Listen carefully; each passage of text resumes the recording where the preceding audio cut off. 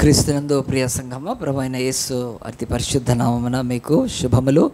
దేవుడు జూన్ మాసము 3వ ఆదివారం మనము ఆయన పాదాల దగ్గరికి వచ్చి ఆయన మందిరంలో ఆయన ఆరాధించే భాగ్యం ఇచ్చాడు కనుక దేవునికి స్తుతులు చెల్లించుకుందాం. మనందరం కూడా మన యొక్క చేతిలో ఈ యొక్క పరిశుద్ధ గ్రంథం ఉంది. ఇది క్రైస్తవుల పుస్తకమేనా అని అంటే నిస్సందేహంగా మీరు ఎంతమంది జవాబు చెప్తారంటే ఎక్కువ మంది చెప్పచ్చు కదా. ఇది ఎవరి పుస్తకం అని అడిగితే క్రైస్తవుల పుస్తకము అని అంటారు. అయితే ఈ జవాబు మరి అది 100% కరెక్ట్ కాదు, 50% మాత్రమే కరెక్టు, 50% కరెక్టు. ఇది క్రైస్తవుల పుస్తకం అనేది 100% కాదు, 50% కరెక్ట్. కానీ మరి నేను చెప్తాను ఈరోజు ఇది దానికి వివరణ. హైదరాబాదులో నాంపల్లి దగ్గర ఎగ్జిబిషన్ గ్రౌండ్స్ అని ఉన్నాయి. అక్కడ ఆల్ ఇండియా ఇండస్ట్రియల్ ఎగ్జిబిషన్ అని ప్రతి సంవత్సరము జనవరి 1 నుంచి ఫిబ్రవరి 12 వరకు అలాగున ఒక 40-45 డేస్ జరుగుతుంది. సో కనుక ప్రతి సంవత్సరం అక్కడ మన భారతదేశం అంతటి నుంచి కూడా అన్ని స్టేట్స్ నుంచి దాదాపుగా అక్కడ స్టాల్స్ పెడతారు. వందల వేలల్లో ఉండొచ్చు స్టాల్స్. దాంట్లో ఎంతో మరి ఆ యొక్క షాపింగ్ వచ్చి చేస్తారు. ఇంక్లూడింగ్ ఎగ్జిబిషన్లో గవర్నమెంట్ వాళ్ళు కూడా స్టాల్స్ పెడతారు. సింగరేణి కాలనీస్ వాళ్ళు కానీ, ఎలక్ట్రిసిటీ డిపార్ట్మెంట్ వాళ్ళు కానీ, అలాగున అన్ని డిపార్ట్మెంట్స్ వాళ్ళు అక్కడ స్టాల్స్ పెడతారు. వాళ్ళు ప్రమోట్ చేసుకుంటారు. ఇంక్లూడింగ్ ఫైర్ డిపార్ట్మెంట్ వాళ్ళు కూడా ఎట్లా వాళ్ళు ఫైర్ ఆ యొక్క అగ్నిమాపక దళం ఇట్లా పెడతారు. సో ఎంతోమంది వస్తారు. ఆ యొక్క దాంట్లో కొనుక్కొని ఏదో వెళ్ళిపోతారు. కొంతమంది ఉట్టిగా తిరిగిపోతారు. ఒకప్పుడు జాతరలు ఉండేవి కనుక ఊర్లలో, ఇప్పుడు దాన్ని ఎగ్జిబిషన్ లాగా ఈ మోడర్న్ ఏజ్లో ఉన్నా. అయితే ఇది 2 సంవత్సరాలు దాదాపు జరగనట్టు ఉంది రీసెంట్గా. ఎందుకు అని అంటే కోవిడ్, ఆ యొక్క కరోనా వచ్చింది కనుక ఒక 5-10 మందే ఒక దగ్గర కూడుకోకూడదని గవర్నమెంట్ నియంత్రించి లాక్డౌన్లు పెట్టింది కనుక అవి 2 సంవత్సరాలు జరగలేదు. అయితే నేను ఇప్పుడు చెప్పేది ఈ కోవిడ్కి అంతే ముందు జరిగింది, అంటే 19 ఆ టైంలో జరిగి ఉంటుంది. అది ఏమిటంటే దాంట్లో చాలా స్టాల్స్ ఉన్నాయి. ఒక స్టాల్ మీద ఆ షాప్ స్టాల్ మీద పైన ఏముందంటే ఫ్రీ అని ఉంది. అయితే ఫ్రీ అని ఉంటే చాలామంది అన్నీ ఫ్రీ అంటారు కదా, అక్కడికి వెళ్ళాక ఇది కొంటే ఫ్రీ అంటారు. సో బిజినెస్ టాక్టిక్స్, బిజినెస్ ఆ యొక్క రకంగా అయితే ఇది అలాగనే ఫ్రీ అని ఉంటే ఒక 2 పిల్లలు ఏం చేయారంటే ఆ స్టాల్కి వెళ్ళి ఇది ఫ్రీ అని ఇస్తారంటే ఇస్తామన్నాం. వాళ్ళకి ఇచ్చాడు, 2 ఇచ్చేసాడు. ఇచ్చినాక ఇంకొకటి ఇవ్వమన్నాడు ఆయన స్టాల్లో. ఎందుకంటే ఇది ఒక్కళ్ళకొకటే ఇస్తాము, ఎవరైనా వస్తే ఇస్తామంటే ఆ యొక్క టీనేజర్స్కి దగ్గరలోనే కొద్దిమంది ఉన్నారు, వాళ్ళంతా వచ్చి అడిగితే అందరికి ఒకటి ఇచ్చారండి. వాళ్ళు తీసుకున్న తర్వాత వాళ్ళు వెళ్ళారు. మళ్ళీ నెక్స్ట్ డే అలాగున అవి ఇస్తూ పోతే వాళ్ళు పంచలేనంతగా, అవి ఫ్రీ ఇవ్వలేనంతగా వాళ్ళు ఇదైపోయారు. అది ఏమిటి అని అంటే ఆ యొక్క ఉర్దూలో బైబిలు. గిడియన్స్ వాళ్ళు ఈ కోవిడ్కి ముందు మన ఎగ్జిబిషన్లో బైబిల్ని వాళ్ళు డిస్ట్రిబ్యూట్ చేశారు. ఇదేమిటి బైబిల్ అంటే మరి ఇది ఉర్దూ బైబిల్. ఇది ఉర్దూ బైబిల్ ఇక్కడ నుంచి ఇట్లా స్టార్ట్ అవుతుంది చూడండి. ఇది ఇలాగున ఉంది కనుక ఇట్లా స్టార్ట్ అయ్యి ఉంది. చక్కగా ఈ ఉర్దూ బైబిల్, మనకు ఉర్దూ అయితే రాదు, మన చర్చిలో ఉన్నారు కనుక. అయితే ఈ యొక్క బైబిల్లో మరి ఈ యొక్క ఉర్దూ బైబిలు మరి ఎందుకు అంతగా తీసుకుంటున్నారు ముస్లిమ్స్ అంటే వాళ్లకు ఖురాన్లో డౌట్స్ ఉన్నాయి. ఆ ఖురాన్లో డౌట్స్ ఎవ్వరూ తీర్చట్లేకపోతున్నారు. మరి ఖురాన్ కాక హదీతులన్నీ ఇంకొన్ని ఉన్నాయి వాళ్ళవి, అవి దీనికి ఆ యొక్క సంబంధం లేక అవే. సో వాళ్ళు ఎన్నిసార్లు ఖురాన్ చదివినా దానికి ఏమైనా డౌట్ వస్తే వాళ్ళకు ఎవరు కూడా చెప్పలేకపోతున్నారు కనుక వాళ్ళలోనే ఖురాన్ చదివే కొంచెం పండితులు కానీ లేకపోతే ఇంకెక్కువ వాళ్ళకు తెలుసు ఒకటి ఏంటంటే ఖురాన్లో డౌట్స్ మీరు బైబిల్ చదివితే క్లియర్ అవుతాయని. మరి బైబిల్ ఓడిస్తాడు వాళ్ళకు పాపం ముస్లిమ్స్కి. అసలు బైబిల్ మనకి ఇంగ్లీష్లో ఉంటుంది, తెలుగు ఇంకా వేరే భాషల్లో ఉంటాయి కనుక మరి ఆ బైబిల్ లేదు ఉర్దూలో బైబిల్ ఉంది అని చెప్పి అది ఎగ్జిబిషన్లో ఇస్తున్నారండి ఫ్రీగా. వేల బైబిల్స్ డిస్ట్రిబ్యూట్ చేశారండి. మా బ్రదర్ ఆనంద్, మా అన్న వాళ్ళు అప్పుడు ఈ గిడియన్స్ డిస్ట్రిబ్యూట్ చేశారు. ఎందుకు నేను ఈ మాటలు చెప్తున్నానంటే ఈ యొక్క బైబిల్ క్రైస్తవుల పుస్తకం అనుకుంటున్నారు, అది కాదు. అది ఈరోజు ప్రపంచంలో ఎన్నో మతస్థులు, ఈరోజు అన్య మతస్థులు ఈ బైబిల్ చదువుతారు ఎందుకంటే అంత గొప్పది కనుక. మరి ఈ బైబిల్ ఎంత ఫేమస్ ఎందుకయింది? మనం బైబిల్లో నుంచి ఈరోజు ఆ యొక్క మత్తయి సువార్త 13వ అధ్యాయం తీద్దాము. మాథ్యూ 13 చాప్టర్ తీస్తే ఇక్కడ ఇది ఇంతగా మరి ప్రఖ్యాతిగాంచడానికి, ప్రాచుర్యం పొందడానికి, ఫేమస్ కావడానికి కారణము నేను దానికి సొల్యూషన్ ఒకటి నేను చెప్తాను చూడండి. మత్తయి సువార్త 13వ అధ్యాయం తీసి మీరు నేను చెప్తుంటే లెక్క పెట్టండి. ఒక మాట ఉంటుంది, అది ఎన్నిసార్లు ఉందో లెక్క పెట్టండి. మత్తయి సువార్త 13వ అధ్యాయంలో ఆ దినమందు యేసు ఇంటి నుండి వెళ్ళి సముద్ర తీరంలో కూర్చుండని బహుజన సమూహంలో ఆయన ఎదుకు కూడి వచ్చినందున ఆయన దోనెక్కి కూర్చుండని ఆ జనులందరూ అందరు నిలిచి ఉండగా 3వ వచనంలో ఆయన వారిని చూచి చాలా సంగతులను ఉపమాన రీతిగా, ఈ మాట గుర్తుపెట్టుకోండి, ఉపమాన రీతిగా అని ఉంది కదా. మళ్ళీ పేజీ తిప్పండి. మీరు తిప్పితే మరి దేవుని యొక్క వాక్యము 10వ వచనంలో ఉంటుంది. తర్వాత శిష్యులు వచ్చి నీవు ఉపమాన రీతిగా ఎందుకు మాట్లాడుచున్నావు అని అడిగారు. మళ్ళీ 13వ వచనంలో 13 ఇందు నిమిత్తమే నేను ఉపమాన రీతిగా వారికి బోధించున్నాను. ఇది ఒక ప్రవచనం నెరవేరు పని చెప్తుంది. ఆ తర్వాత ఇంకా అలాగున్న కిందికి వచ్చేస్తే దేవుని యొక్క వాక్యంలో చూడండి, ఆ యొక్క 24వ వచనంలో ఆయన మరి ఒక ఉపమానం వారితో చెప్పెను. మళ్ళీ ఇంకా ముందుకు రండి, 31వ వచనంలో 31లో ఆయన మరి ఒక ఉపమానం వారితో చెప్పెను. మళ్ళీ 33లో మరి ఒక ఉపమానం వారితో చెప్పెను. ఆ తర్వాత 34లో నేను నా నోరు తెరిచి ఉపమాన రీతిగా బోధించేదను. మళ్ళా కింద 35వ వచనంలో 2వ లైన్లో జనసమూహములను ఉపమాన రీతిగా బోధించాను, ఉపమానం లేక వారికి ఏమీ బోధించలేదు. మళ్ళీ నెక్స్ట్ దాని కింద వరుసలో 36 వరుసలో 3వ లైన్లో గురుగులను గురించిన ఉపమాన భావము అని చెప్తున్నాడు. ఇంకా ముందుకెళ్తే లాస్ట్కి 53వ వచనంలో యేసు ఈ ఉపమానములు చెప్పి చాలించిన తర్వాత వెళ్ళిపోయాడు అక్కడి నుంచి. సో ఈ 13 చాప్టర్లో ఒక 50 వచనాలు పైన ఉంటే దాంట్లో ఈ మాట ఎన్నిసార్లు రిపీట్ అయిందండి మీరు లెక్క పెడితే చెప్తారు ఎవరైనా? 10 సార్లా? 12 సార్లు. వెరీ గుడ్, ఇక్కడ నుంచి వాయిస్ కరెక్ట్గా వచ్చింది. 12 సార్లు ఉపమానం అనేది ఉంది. సో యేసు యొక్క బోధ ఉపమానంతో ఉండేది. ఈ లోకంలో ఇతరులు బోధించలేదా? బోధించాడు. రాముడు ఏమైనా బోధించాడా? నాకైతే తెలియదండి. కృష్ణుడు ఏమైనా బోధించాడా? నాకు తెలియదు. శివుడు ఏమైనా బోధించాడా? ఈ దేవుళ్ళు అంటున్న వాళ్ళు తెలియదు. వాళ్ళ మీద గ్రంథాలు ఉన్నాయి, రామాయణం, భారతం, భాగవతము, ఉపనిషత్తులు ఎన్నో ఉన్నాయి, పురాణాలు ఉన్నాయి, శివపురాణము కదా ఇలా. కానీ నాకు వాళ్ళు బోధించినది తెలియదు, నేను క్లారిఫై చేసుకుంటాను. కానీ ఈ భూమి మీద బోధించిన వాళ్ళ గురించి నాకు తెలుసు. బుద్ధుడు బోధించాడు. బుద్ధుడి బోధలు ఎంతగా ప్రాచుర్యం చెందినాయి. బుద్ధుడు బోధించాడు. బుద్ధుడే కాదు, జైన్ మతస్థులు కదా, బట్టకట్టుకుంటారు కదా జైన్స్, వాళ్ళ యొక్క బోధకులను తీర్థంకులు అంటారు. ఒక 20 మంది పైన 20 మంది కదా. ఆ యొక్క మహావీరు ఒక చాలా గొప్పవాడు, వాళ్ళు బోధించారు. వాళ్ళ బోధలు ఎంతోమంది ఆచరిస్తున్నారు. వాళ్ళే కాక సిక్కు మతస్థులు మన భారతదేశంలో పంజాబీలు గురువులు ఉన్నారు. 11 మంది 12 మంది గురువు ఉన్నారు. గురునానక్తో, గురు గోవింద్తో వాళ్ళు బోధించారు. వాళ్ళ బోధలు కూడా ఉన్నాయి. ఇలాగ ఇంతే కాకుండా జొరాస్ట్రియన్స్ అని పార్సీ మతస్థులు, ప్రపంచంలో చాలా ప్రాచీన మతం, ఫార్సీలు అంటారు వాళ్ళను. వాళ్ళకు రాణిగా ఈ బైబిల్లో ఒక ఆమె ఉంది, ఆమె పేరు ఎస్తేరు. పర్షియన్ కింగ్డమ్కి ఉండింది కనుక, యూదురాలు కనుక. సో వాళ్ళ యొక్క మత గురువు ఎవరైతే ఉన్నాడో జొరాస్ట్రియన్ అనే ఆయన జరతుష్టుడు అనే ఆయన చెప్పాడు జిందావిస్తానాలు ఆల్ టీచ్. ఇలాగున్న ఎన్ని టీచింగ్స్ ప్రపంచంలో ఉన్నా, ప్రపంచంలో ఎవ్వరి టీచింగ్ అందుకొని, ఎవ్వరి బోధలు అందుకోనంత ఎత్తుకు యేసుక్రీస్తు బోధలు వెళ్ళిపోయినాయి. ఎందుకు అనంటే ఆయన ఉపమాన రీతిగా చెప్పాడు. ప్రతి సామాన్యుడికి కూడా అర్థమవుతుంది. ఈరోజు మీరు అందరు నాతో నోరు తెరిచి చెప్పండి, 36, 58 చెప్పడానికి సిగ్గుపడుతున్నారు. 36, 58 36, 58 ఏంటిది? ఏం సైజులు అవేమన్నా కాదండి. 36, 50 అంటే మీకు గుర్తుండాలి. 3658 భాషల్లో ఈ బైబిల్ ఉంది. ఈరోజు గట్టిగా చెప్పకూడదామా?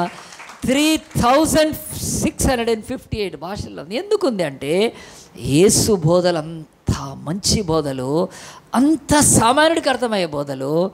ఆ బోధలకు ఆ కారణము బుద్ధుడితో పాటు ఎంతోమంది పేర్లు చెప్పాను, ఇంకెంతోమంది ఉన్నారు. కన్ఫ్యూషన్స్తో పాటు ప్రపంచంలో మహామేధావులు బోధించారు. ఆ బోధలు ఉన్నాయి. కానీ ఎవ్వరు ఈయనకు సమానం కాదు యేసుక్రీస్తు. ఎందుకంటే ఈయన ఉపమాన రీతిగా బోధించాడు. ఉపమానం అంటే ఏమిటి? ఉదాహరణ కాదు. ఉదాహరణ అంటే ఏంటి? ఊరాసి దాని పక్కన ఏం రాయాలి? దారాయాల్సి వస్తుంది. ఉపమానం అంటే ఊరాసి తర్వాత పారాయాల్సి వస్తుంది. సో రెండు కాదు ఉదాహరణ. So it is not example. Parable అంటారు. ప్యారబుల్ అనే మాట గ్రీక్లోంచి వచ్చింది. ప్యారబోలే అనే మాటలోంచి, అంటే కంపేర్ టు అనేది చాలా దాంట్లో లోతైన భావం ఉంది కనుక ప్యారబుల్ అంటే ఉపమానము. సరే, ఉపమానం అంటే ఏమిటి అంటే ఈ యొక్క బైబిల్ ప్రకారం, ఈ ఉన్న అర్థం ప్రకారము పరలోక మర్మాలను భూలోక సంగతులతో చెప్పడమే ఉపమానము. To teach heavenly mysteries with earthly things is called parable. What is parable అంటే teaching heavenly mysteries with earthly things.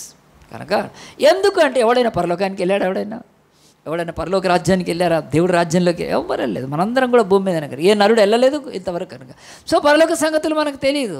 వేరే సంగతులు చెప్పంటే పోల్చి చెప్తారు, అది ఇట్లా ఇది ఇట్లా అని చెప్పి. ఎవరైనా అమెరికాలో ఏం సంగతులు అంటే ఎవరికి అమెరికా చాలామంది చెప్తారు అమెరికాలో ఇలాగ ఉంటుందని కదా. ఆస్ట్రేలియాకి వెళ్తే ఏ దేశానికి వెళ్ళినా కానీ ఎవరు వచ్చారు పరలోకానికి? ఎవ్వడు వెళ్ళలేదు. కనుక పరలోక రాజ్యంలోంచి దిగి వచ్చిన యేసుక్రీస్తు పరలోకపు మిస్టరీస్ని భూలోక సంగతులతో పోల్చి చెప్పాడు కనుక ఉపమానాలు చక్కగా అర్థమైనవి. ఆ బోధలు అంత సింపుల్గా ఉన్నందుకు ప్రపంచంలో 3658 లాంగ్వేజెస్లో ఈరోజు బైబిల్ అవైలబుల్ ఉంది. ఆ యొక్క ఎగ్జిబిషన్లో వేల ఆ యొక్క న్యూ టెస్ట్మెంట్లు తీసుకున్నారు, బైబిల్ తీసుకున్నారు. ఎవరు? ముస్లిమ్స్ కావాలి కనుక వాళ్ళకి. ప్రియ దేవుని బిడ్డలారా, మరి బైబిల్లో పారబుల్స్ ఉన్నాయి, న్యూ టెస్ట్మెంట్లో ఉన్నాయి. ఓల్డ్ టెస్ట్మెంట్ కాదు, న్యూ టెస్ట్మెంట్లో 70 పారబుల్స్ ఉన్నాయి, 70 ఉపమానాలు ఉన్నాయి. కనుక ఎందుకు దేవుడు ఉపమానాలు పెట్టాడంటే ఉపమానాలతో ఆయన పరలోక రాజ్యంలోని అనేకమైన సందేహాలు మర్మాలు నీకు క్లియర్ అయి తెలుసుకొని నువ్వు చక్కగా విశ్వాసంలోకి వచ్చి దృఢమైన విశ్వాసంతో దృఢమైన నిరీక్షణతో నువ్వు పరలోక రాజ్యంలో చేరాలని దేవుడు ఈ యొక్క ఉపమానాలను దేవుడు బోధించాడు. సో మనము చర్చిలో ఉపమానాలు నేర్చుకుంటే ఏమవుతుందంటే ఇంకా దేవునిలో లోతుగా ఎదుగుతాము. ఇంకా రక్షణ లేని వారికి కూడా పరలోక రాజ్యం గురించి బాగా అర్థమవుతుంది. కనుక నేను పోయిన వారం దీన్ని మొదలుపెట్టాను. పారబుల్స్ 70 ఉన్నాయి, చెప్పడం చాలా కదా, కొన్ని చెప్తాను. దాంట్లో పోయిన వారం ఒక పారబుల్ చెప్పాను, the parable of sour. The parable of sour అంటే విత్తువాని ఉపమానం కాదు, దాన్ని ఇంకా లోతుగా నేర్చుకున్నాం కదా. అది విత్తువాని, ద పారబుల్ ఆఫ్ సోవర్ కాదు, పారబుల్ ఆఫ్ సీడ్ కాదు, పారబుల్ ఆఫ్ సాయిల్ అని నేర్చుకున్నాం. విత్తువాడు మనుష్య కుమారుడే, విత్తనము వాక్యమే, ఆ యొక్క విత్తిన నేల లోకమే, లోకములో. కనుక అది నేర్చుకుంటే ఏమర్థం కావాలి? భూమి మీద చాలామంది చర్చికి వెళ్ళినా ఎందుకు భయంకరమైన పరిస్థితిలో ఉన్నారు, ఫలించకుండా ఉన్నారు అంటే నీతి భక్తి యథార్థత లేకుండా ఎందుకు అలాంటి ఒక దౌర్భాగ్యమైన బ్రతుకుతున్నారంటే యేసు ప్రభు ఆ ఉపమానంతో ఏం చెప్పాడంటే మనుష్య కుమారుడు యేసుక్రీస్తు ఆయన ఒకడే, దాంట్లో తేడా లేదు. విత్తిన వాక్యం కూడా ఒకటే, తేడా లేదు. కానీ మనుషుల్లో ఆ తేడా ఉంది. వాళ్ళ హృదయాలు సరిగ్గా లేవు కనుక, రిసీవింగ్ సరిగ్గా లేదు కనుక భూమి మీద అనేకులు చర్చికి వెళ్ళి కూడా నిష్ప్రయోజకులుగా బతుకుతున్నారు. Even they lose the Kingdom of God, దేవుని రాజ్యం కూడా పోగొట్టుకుంటారు, ఫలించరు కనుక అని ఎంత మంచి ఉపమానం చెప్పాడండి. కనుక అటు ఉపమానం ద్వారా మనకేం తెలుస్తుందంటే ఫలించని వారి యొక్క బ్రతుకులు ఏంటో తెలిస్తే ఆ ఉపమానం ద్వారా ఈరోజు ఈ భూమి మీద ఇంకొక ఉపమానం చూస్తే మనుషుల్లో ఇంకొక ప్రాబ్లం తెలుస్తుంది. అది ఎక్కడ ఉంది చూడండి, ఇదే మత్తయి సువార్త 13వ అధ్యాయంలో 33వ వచనం చదవండి. 33లో ఒక మాట ఉంది, 13:33లో దేవుడు ఒక ఉపమానం చెప్పాడు. ఏం చెప్పాడు? ఆయన మరి ఒక ఉపమానం వారితో చెప్పాను, పరలోక రాజ్యం ఒక స్త్రీ తీసుకొని పిండి అంతయు పులిసి పొంగు వరకు 3 కుంచెముల పిండిలో దాని పెట్టిన పుల్లని పిండిని పోలి ఉంది. సో ఈ ఉపమానం పేరేంటంటే పుల్లని పిండి. బాగుంది, ఈరోజు బలబెట్టి ఓ పాస్టర్ మంచిదే కదా. పులిసిన పిండి లేకుంటే పులిసిన పిండి అంటారు. దీని ఇంగ్లీష్లో ఆ యొక్క లిటిల్ లీవెన్ అంటారు. లీవెన్ అంటే పులిసిన పిండి అని. ఏంటి పులిసిన పిండి గురించి ఎందుకు చెప్పాడు యేసు ప్రభు అంటే పిండి దేనికి ఉంటుందండి? రొట్టెలు కనుక. మరి రొట్టెలు గురించి ఎందుకు దేవుడు చెప్తున్నాడు? మనిషి బ్రతికేది ఆహారంతో కనుక. అందు గురించే దేవుడు ఒకసారి ఈ బైబిల్లో అంటున్నాడు, మనుషుడు రొట్టె వలన మాత్రమే కాదు దేవుని నుంచి వచ్చు ప్రతి మాట వలన బ్రతుకుతాడు అని చెప్పి యేసుప్రభు ఈ రొట్టె విషయం మాట్లాడుతున్నప్పుడు ఏంటంటే ప్రపంచంలో ఎక్కువ మంది రొట్టె తింటారండి. కనుక మనుష్యుడు రొట్టె వలన మాత్రం కాదు పరలోకం నుంచి దేవుని యొక్క అని చెప్పినప్పుడు మనం కూడా ఈ లోకంలో ఈ రొట్టె అనే వరకు మనకు సౌత్ ఇండియన్స్కి కొంచెం ప్రాబ్లం అండి కదా. ఆ యొక్క ఎందుకంటే మనం అన్నం తిని బతాం కనుక. కానీ నార్త్ ఇండియాకి వెళ్తే అంత రొట్టెలు. ఇంకా ప్రపంచంలో ఎక్కువ దేశాలు రొట్టె కనుక దేవుడు ఈ లోకంలో రొట్టెని చూపిస్తూ పరలోకంలో జీవపు రొట్టెని నేనే పరలోకమును దిగి వచ్చానని చెప్పి రొట్టె అనేది ఎంత సామాన్యమో ప్రతి ఇంటిలో మనుషులు తినేది అదే కనుక ఆ రొట్టెని తీసుకొని ఈ ఉపమానం చెప్పాడు. రొట్టెలు ఎట్లా చేస్తారు? పిండి తీసుకుంటారు, దాన్ని పిసుకుతారు, ఆ తర్వాత అది కొంతసేపు ఉంచి తర్వాత దాన్ని రొట్టెలు చేసి కాల్చి తింటారు. కనుక ఇది చాలామందికి ఈజీగా అర్థమవుద్దని యేసుప్రభు ఏం చెప్పాడంటే ఒక పులిసిన పిండిని తీసుకొని అది పిండిలో పెడితే అది పులిసి ఏమవుతుందంటే అది రొట్టె ఎక్కువ అవుతుంది. సో ఈరోజు ఈ యొక్క వాక్యంలోని విషయాల్లో ముందు మీకు ఎంతమందికి తెలుసండి అంటే ఈరోజు మరి రొట్టెలు చేశారా? కదండి. ఇప్పుడు ఆడవాళ్ళు కాదు, మగవాళ్ళే చేసుకుంటున్నారు కనుక ఎక్కువ. సో ఈరోజు ఈ యొక్క కుకింగ్ అనేది అందరికీ తెలుసు కదండి, అంత ఎందుకంటే యూట్యూబ్లో కూడా నేర్పిస్తున్నారు కనుక. సో నేను ఒక్క మాట చెప్తాను, మీకు అర్థం కాకపోతే. దీన్ని పులిసిన పిండి అంటున్నారు, కానీ దానికి అసలు వర్డ్ ఉంది, ఈస్ట్ అంటారు. ఈస్ట్, వైఈఎస్ట్, ఈస్ట్ అంటారు. ఈస్ట్ అంటే ఇది ఒక మైక్రో ఆర్గానిక్ పదార్థం. ఇది యాక్చువల్గా ఫంగీ కింగ్డమ్ అంటారు. ఫంగీ కింగ్డమ్ అంటే ఈ ఫంగస్ చేరితే ఎలాగున అది స్ప్రెడ్ అవుతుందో అలాంటి ఫంగస్ వరల్డ్కి చెందింది ఈస్ట్ అనే ఒక పదార్థం. దాన్ని ఏం చేస్తారంటే ఈరోజు మార్కెట్లో, ప్రతి సూపర్ మార్కెట్లో కూడా దొరుకుతుంది, బ్రాండెడ్ దొరుకుతుంది ఆ యొక్క ఈస్ట్ అనేది. దాన్ని తీసుకొని ఏం చేస్తారంటే ఈ బేకింగ్, ముఖ్యంగా రొట్టెలు చేసేవాళ్ళు ఆ యొక్క కేకులు చేయడానికి ఏం చేస్తారంటే ఆ యొక్క తీసుకొని దాన్ని ఏం చేస్తారంటే ఒక పిండిలో పెడతారు. మరి ఆ పిండిలో పెట్టినప్పుడు ఏమవుతుందంటే పిండిలో కలుపుతారు. కలిపినప్పుడు ఈ మైక్రో ఆర్గాన్ ఏదైతే ఈ ఈస్ట్ ఉందో అదేమవుతుందంటే యాక్చువల్గా మెటబాలిజం అంటారు. మెటబాలిజం అంటే దాంట్లో ఉండే షుగర్తో అది రియాక్ట్ అవుతుంది. దాంట్లో పిండిలో షుగర్ ఉంటుంది, ఆ షుగర్తో రియాక్ట్ అయినాక ఆ లోపల కార్బన్ డైఆక్సైడ్ CO2 రిలీజ్ అవుతుంది. ఆ కార్బన్ డైఆక్సైడ్ రిలీజ్ అయినప్పుడు ఆ పిండిలో ఒక మార్పు వచ్చేస్తుంది. ఆ మార్పు వచ్చేసినాక ఆ యొక్క పిండిని తీసుకొని రొట్టెలు చేస్తే మంచిగా వస్తాయి. సో ఆ యొక్క ఈస్ట్ కలపని, ఈ పులిసిన ఆ యొక్క పిండి అంటున్నాం కదా, దాని ఈస్ట్ని కలపని రొట్టె సప్పగా ఉంటుంది, ఆ రొట్టె పొంగదు, ఆ రొట్టె బాగుండదు. కేక్ అయినా అంతే. సో బేకింగ్ ఇండస్ట్రీలో లేకపోతే ఈ యొక్క రొట్టెలు చేసే వాటిలలో ఈ ఈస్ట్ అనేది వాడతారు. సింపుల్గా యేసుప్రభు అదే చెప్తున్నాడు, ప్రతి ఇంట్లో స్త్రీ కూడా వాడుతుంది కనుక. ఎందుకంటే ఆ పులిసింది కొంచెం వేస్తేనే రొట్టెలు మంచిగా వస్తాయి. పిండి నానబెట్టినప్పుడు దేవుడు ఇంత చక్కగా చెప్పి మనకేం నేర్పిస్తున్నాడు అంటే రొట్టెల గురించి, పిండి గురించి కాదండి కదా, ఈస్ట్ గురించి కాదు. ఆయన పులిసిన దాని గురించి మాట్లాడుతూ 16వ అధ్యాయంలోకి వెళ్ళినాక చూడండి, ఆ యొక్క మత్తయి సువార్త 16వ అధ్యాయంలోకి వెళ్తే అక్కడ 5వ వచనంలో ఆయన శిష్యులు అందరికి వచ్చి రొట్టెలు తెచ్చుటకు మరిచిరి. యేసు ప్రభు ఎటో పంపించాడు, వాళ్ళని రమ్మంటే వచ్చారు, రొట్టెలు మర్చిపోయి వచ్చారు. వాళ్ళు ఎక్కడ రొట్టెలు మరి తినాలి కదా, ఎందుకంటే మధ్యాహ్నం ఆహారం వాళ్ళు పరిచర్యలో ఉన్నారు. అలాగే 6వ వచనంలో అప్పుడు ఏసేమన్నాడంటే, చూచుకొనడి, పరిసయ్యులు సద్దుకయ్యులను వారి పులిసిన పిండిని గురించి జాగ్రత్త పడని వారితో చెప్పాను. కాగా వారు ఏమన్నారంటే, మనం రొట్టెలు తినందున కదా ఈ మాట చెప్పానని తమలో తాము ఆలోచించుకుంటే యేసు అది ఎరిగి వాళ్ళని గద్దించాడు. అల్ప విశ్వాసులారా, మన యొద్ద రొట్టెలు లేవని మీలో ఎందుకు ఆలోచిస్తున్నారు? మీరు ఇంకా గ్రహింపలేదా? 5 రొట్టెలు 5,000 మందికి పంచిపెట్టారు, ఎన్ని గంపలు మిగిలినాయి? ఎన్ని గంపలు ఎత్తారు? 7 రొట్టెలు 400కు పంచినప్పుడు ఎన్ని గంపలు ఎత్తారు అని మీకు జ్ఞాపకం లేదా అని ఆయన నేను రొట్టెను గురించి చెప్పట్లేదు, కానీ ఇదిగో చెప్తున్నాడు, పరిసయ్యులు సద్దుకయ్యులైన వారి పులిసిన పిండి గురించి జాగ్రత్త పడని చెప్పాను. అప్పుడు రొట్టెలు పులిసిన పిండిని గురించి కాదు, కానీ పరిసయ్యులు సద్దుకయ్యులైన వారి బోధ గురించి జాగ్రత్త పడాలని యేసు చెప్పాడని వాళ్ళు గ్రహించారు. సో బైబిల్ ఏం చెప్తుందంటే, ఈ పులిసిన పిండి అంటే అది పిండికి రొట్టెలకు అవి కాదు, మనిషి యొక్క బ్రతుకులో ఈ భూమి మీద ఈ యొక్క పులిసిన యొక్క పిండిని పోలుస్తూ చెప్పాడు. ఎక్కడుంది? మనందరం కూడా అపోస్తుల కార్యం 5వ అధ్యాయం తీద్దాం, అపోస్తుల కార్యం 12వ అధ్యాయం తీద్దాము. అక్కడ అపోస్తుల కార్యం 12వ అధ్యాయంలో ఆనాడు యేసుప్రభు కాలము కొద్దిగా యేసుప్రభు సెలవేయబడ్డాడు, ఆయన మరణించాడు. సంఘాన్ని అపోస్తులు కడుతున్నారు, అపోస్తులు సంఘాన్ని విస్తరింపజేస్తున్నారు. ఆ సమయంలో ఈ 12వ అధ్యాయంలో 1వ వచనంలో ఇలాగుంటుంది, దాదాపు అదే కాలమందు రాజైన హేరోదు సంఘపు వారిలో కొందరిని బాధపెట్టకు బలాత్కారంగా పట్టుకొని యోహాను సహోదరుడైన యాకోబును ఖడ్గంతో చంపించెను. అంటే యూదుల ఆ ప్రాంతంలో రాజు ఉన్నాడు, ఆయన పేరు హేరోదు. ఆయన ఏం చేశాడంటే యేసుప్రభులో ఒక శిష్యుడిని తల నరికించి చంపించేసేసాడు కదండి, భయంకరంగా. సో ఇలాగున ఇతను చంపించేసిన తర్వాత ఈ చాప్టర్లో బైబిల్లో ఏముందంటే, ఇశ్రాయేల్ దేశం, యూదా, దానికి పక్కన చిన్న చిన్న దేశాలు ఉన్నాయండి. తూరు సీదోన్ అని 2 దేశాలు ఉండేవి, చిన్న దేశాలు అవి. ఆ చిన్న దేశాలకు ఇశ్రాయేల్ దేశం నుంచే సప్లై ఉండేది, అనేక వాటి మీద ఆధారపడేవాళ్ళు. ఈరోజు మన భారతదేశానికి శ్రీలంక పక్కన నేపాలు, భూటాను, ఇటు పాకిస్తాను, మాల్దీవ్స్, చిన్న చిన్న దేశాలు ఉన్నాయి కదండి, చాలా చిన్న దేశాలు అవి. మన రాష్ట్రాల్లో ఒక రాష్ట్రం యొక్క జీడిపితో కూడా సమానం కాదు, అంత చిన్న దేశాలు అవి. మన దేశం మీద ఆధారపడతాయి, ఎన్నిటి మీద.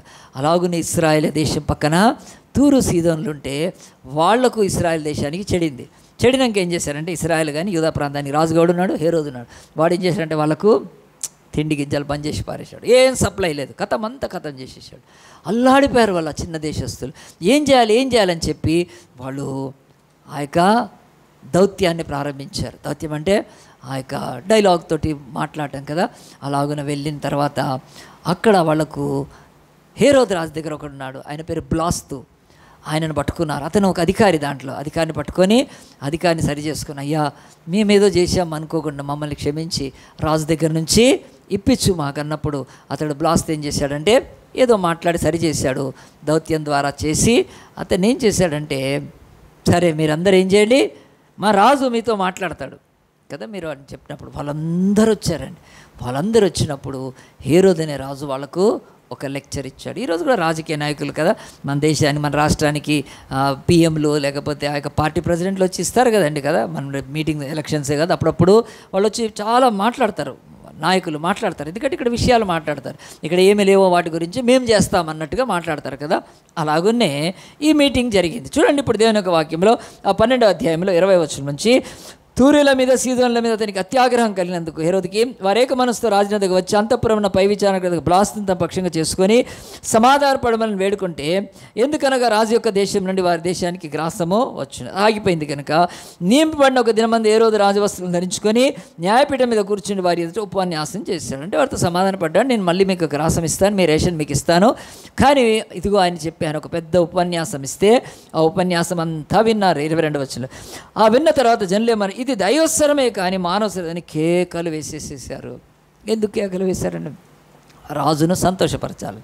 నిజంగా ఆడేం మాట్లాడాడో బైబిల్లో లేదు కదండి, ఏ రోజు ఏం మాట్లాడాడు ఏమీ లేదు, కానీ ఒక లెక్చర్ అయితే ఇచ్చాడు. ఈరోజు కూడా మనకు రాజకీయ నాయకులు అందరూ మాట్లాడుతూ ఉంటారు కదా, మాట్లాడుతూ ఉంటే వినేసి వస్తారు, ఏం చెప్పాడా ఇది చెప్పాడు అనుకోడు. కానీ ఈయన మాట్లాడినాక ఆ ప్రజలు వచ్చిన వాళ్ళు తూర్పు సీజన్లో ఇది దైవస్వరమే అని కేకలు వేశారు. ఎందుకు?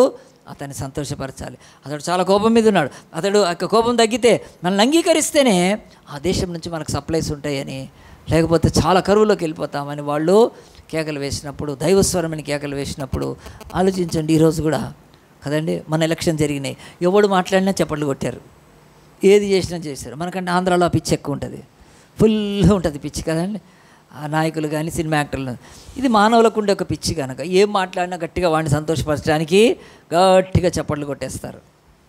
అలాగనే ఇది దైవస్వరం అనేసేసారు అన్నప్పుడు ప్రియ దేవుని బిడ్డలారా, ఇక హేరోదు ఆ దైవస్వరం అనే మాట అంటున్నప్పుడు అతను ఏం చేయాల్సిందంటే, అది కాదనే ఏదో తను చెప్పాల్సింది, కానీ బైబిల్ చెప్తుంది చూడండి తర్వాత వచనము, ఆ యొక్క అతడు దేవుని మహిమపరచినందున వెంటనే ప్రభువు దూత అతని మొత్తెను గనుక పురుగులు పడి ప్రాణం విడిచెను.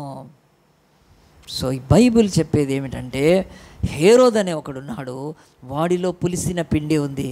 ఆ పులిసిన పిండి ఏంటో తెలుసా అండి? ఈస్ట్ గర్వము వీడికి, చాలా గర్వం వీడికి. వీడొక రాజు, రాజ్యం ఉంది, సింహాసనం ఉంది, సమస్తం ఉంది, వాడికి అధికారం ఉంది, జ్ఞానం ఉంది, కానీ వాడిలో గర్వం అనేది ఉంది. ఆ గర్వం ఒకరోజు ఏమైందంటే, తన ఎదుట ఒక ప్రాంత ప్రజలు మాట్లాడితే వాళ్ళు దైవస్వరం అంటే దైవంగానని పారేసేసారు. అప్పుడు వాడు ఏం చేశాడు? వాడు గర్వంతో హెచ్చించుకున్నాడు, నేను దేవుణ్ణి అని అనుకున్నప్పుడు దేవుడి దగ్గర నుంచి ఒక దూత వచ్చి అతన్ని మొత్తితే వాడు పురుగులు పడి చచ్చిపోయాడండి. ఈ భూమి మీద యేసుప్రభు ఏం చెప్తున్నాడంటే, పులిసిన పిండిని గురించి మీరు జాగ్రత్త పడండి అని చెప్తున్నాడు యేసుప్రభు.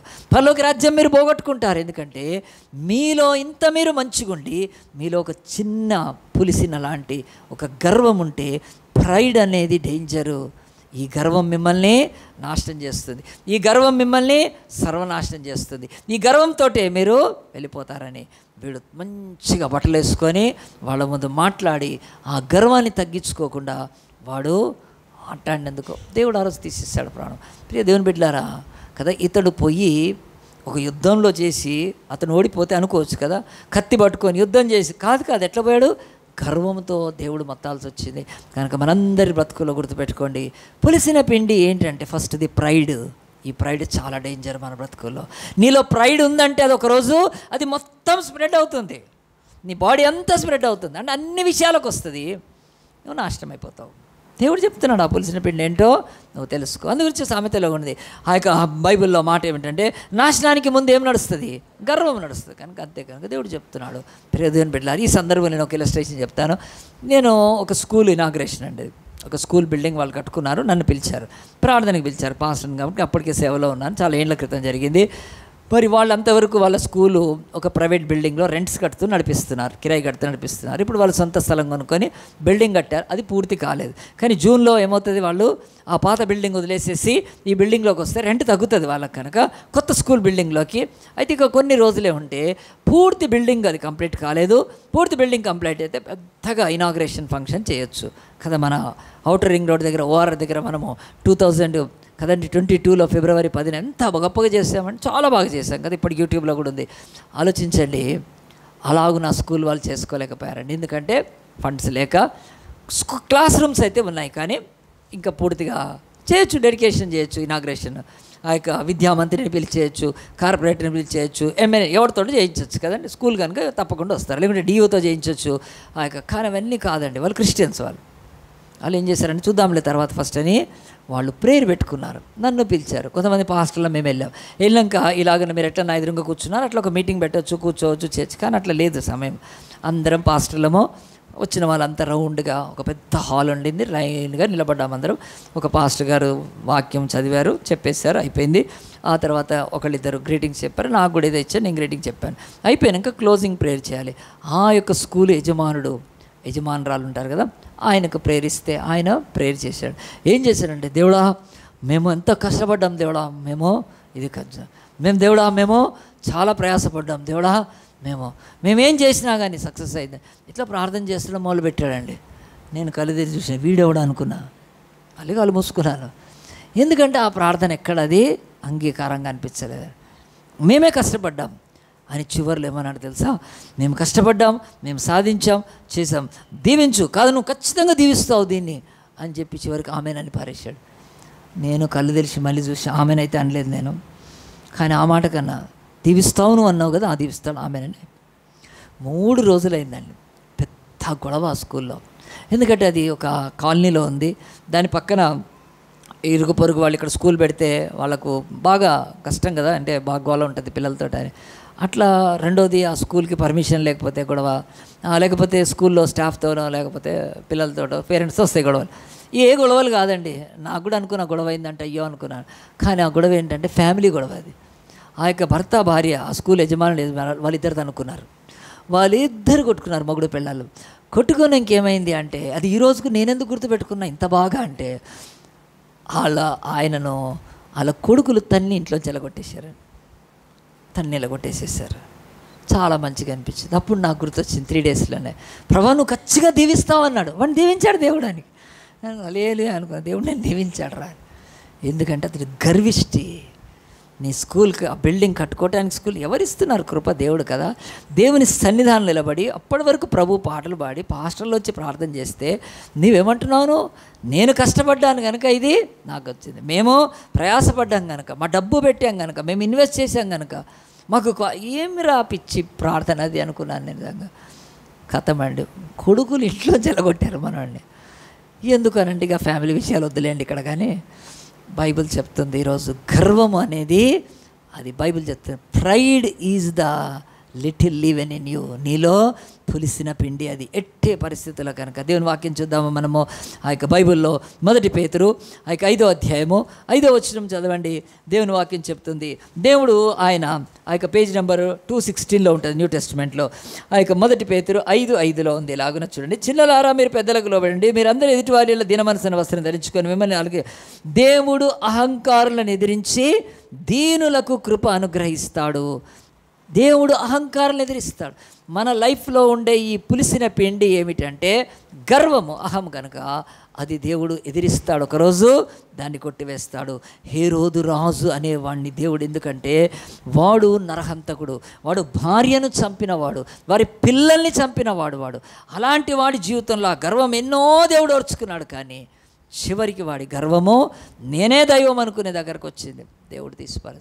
కనుక అలాంటి ఒక బైబిల్లోని హేరోదుని దేవుడు చూపించేమన్నంటే, హేరోదులో ఎన్ని ఉన్నా అతనిలో పులిసిన పిండి గర్వమే, అతనిలో ఎన్ని ఉన్నా అతనిలో పులిసిన పిండి అహమే. కనుక అవి దేవుడు చెప్తున్నాడు అణిచివేసుకోవాలి. అసలు దేవుని వాక్యంలో 23 ఆ యొక్క మత్తయి సువార్త 12వ వచనం చదవండి.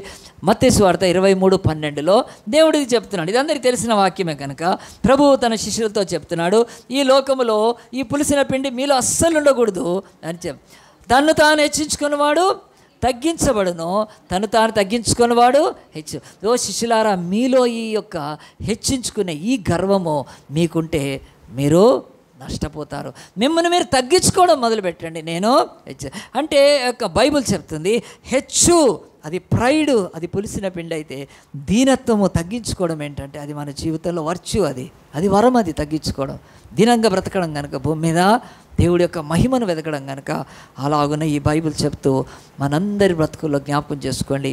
మీకు తెలుసా అండి బైబిల్లో మోషే గురించి? మోషే ఇశ్రాయేలుని ఏం చేశాడండి? ఆయన ఐగుప్తు నుంచి బయటికి తీసుకొచ్చి ఐగుప్తులో 10 అద్భుతాలు చేశాడు, 10 సూచకులు చేశాడు. ఆ తర్వాత ఎర్ర సముద్రాన్ని దాటింపజేశాడు, మారా నీళ్లను మధురంగా మార్చాడు, బండలో నుంచి నీళ్ళు వచ్చాయి, అమాలేకీయుల మీద యుద్ధం జయించాడు, ఆకాశం నుంచి ఆ యొక్క పూరేలు, ఎన్ని అద్భుతాలు అయినాయి మోసెస్ ద్వారా జరిగినాయండి. కానీ ఒకనొక నాడు ఏమైంది తెలుసా అండి? మోసెస్ని దేవుడు ఆ యొక్క కనాను దేశం దాకా తీసుకొచ్చి అనంటే, నువ్వు ఈ కొండెక్కు, ఆ దేశాన్ని చూడు, కానీ దాంట్లో ప్రవేశించద్దు అని దేవుడు మోషేని ఆ యొక్క వాగ్దాన దేశంలోకి వెళ్ళనివ్వలేదండి. ఏ ప్రజలను నడిపించాడో, పగలు మేఘ అగ్ని స్తంభమై ఉంటే ఆ యొక్క మోషే నడిపించాడు. అలాంటి మోషే దేవుని రాజ్యంలోకి ఎందుకు పోలేదు తెలుసా అండి? చూస్తారా వాక్యం ఒకసారి? సంఖ్యాకాండం 20వ అధ్యాయం తీయండి. సంఖ్యాకాండం 20వ అధ్యాయం తీస్తే అక్కడ ఏమనుంటుందంటే, ఇశ్రాయేలును అతను నడిపిస్తున్నప్పుడు అరణ్యంలో ఒకసారి వాళ్ళకి దప్పికైంది, వాళ్ళు బాగా మొత్తుకుంటున్నారు, అయ్యో నీళ్లు లేవని. అప్పుడు మోషే ప్రార్థన చేశాడు, దేవా వీళ్ళకి నీళ్ళు ఇవ్వంటే దేవుడు ఏం చెప్పాడంటే, మోషే నీ ప్రార్థన నేను ఆలకించి ఇశ్రాయేలుకు మంచి నీళ్ళు ఇస్తాను, నువ్వు కానీ ఏం చేయాలి తెలుసా? వెళ్ళి నువ్వు ఒక బండ చూపిస్తాను, ఆ బండతో మాట్లాడాలి అన్నాడండి. అది 20వ అధ్యాయంలో ఉంటుంది, మీరు చూసుకోండి. అయితే ఆ యొక్క బండ దగ్గరికి వెళ్ళిన తర్వాత బైబిల్ చెప్తాను చూడండి, దేవుని యొక్క వాక్యము. ఆ యొక్క మోషేకి ఒక్కసారి కోపం వచ్చేసి 10వ వచనం, తర్వాత మోషే అహరోనులు ఆ బండ ఎదుట సమాజం పోగు చేసినప్పుడు అతడు వారితో, ద్రోహులారా వినండి, మేము ఈ బండలోంచి మీ కొరకు నీళ్ళు రప్పిమని అడిగాను. అప్పుడు మోషే తన చెయ్యెత్తి 2 మార్లు కర్రతో ఆ బండను కొట్టగా నీళ్ళైతే సమృద్ధిగా వచ్చాయి, అందరూ తాగారు, అందరూ వెళ్ళిపోయారు. ఆ తర్వాత పశువులు కూడా తాగినాయి. బైబిల్ తర్వాత అంటుంది, అప్పుడు యెహోవా మోషే అహరోనులను పిలిచి, ఇశ్రాయేలు కన్నుల ఎదుట నా పరిశుద్ధతను సన్మానించినట్లు నన్ను మీరు నమ్ముకోకపోతే కనుక ఈ సమాజమును నేను వారికి ఇచ్చిన దేశంలోకి మీరు తోడుకొని పోరు. కథం దేవుడు కదండి ఒక భయంకరమైన ఇదే చేశాడు మోషేకి. మోషే ఎన్ని అద్భుతాలు చేశాడు. భూమి మీద మిక్కిలి సాత్వికుడు మోషే, యేసుక్రీస్తు తర్వాత. మోషే ఈ బైబిల్లో ఉన్న పేర్లలో టాప్ పేరు. దావీదు కానీ నోవాహు కానీ కదా, వీళ్ళందరి పేర్లు ఉన్నాయి బైబిల్లో, వాళ్ళలో ఇంకా టాప్ పేరు అవుతుంది. కానీ అతను ఏమైపోయాడండి? వాగ్దాన దేశంలోకి వెళ్ళలేదు. మరి వాగ్దానం వెళ్ళలేక ఆయన ముసలాడైపోయాడు, లేకపోతే ఆరోగ్యం ఏమీ కాదు. ఆ యొక్క 2వ ఆఖరి అధ్యాయంలో ఏమనంటే తెలుసా? అతడు 120 ఏళ్ళు బ్రతికి దృష్టి మాంద్యం కూడా లేకుండా సంపూర్ణ శక్తి బలంతో ఉంటే దేవుడు అన్నాడు, డై హియర్, ఇక్కడ సావు, నువ్వు రావద్దు లోపలికి అన్నాడు.